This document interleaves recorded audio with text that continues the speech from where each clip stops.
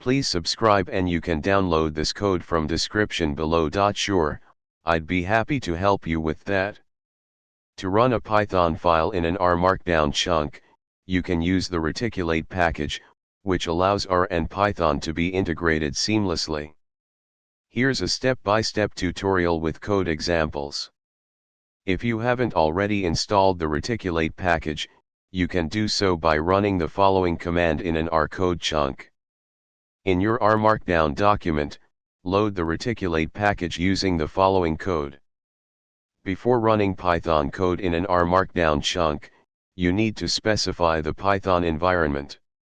You can use the use_Python function from reticulate to set the desired Python version. Replace Python with the path to your Python executable if it's not in the system's path.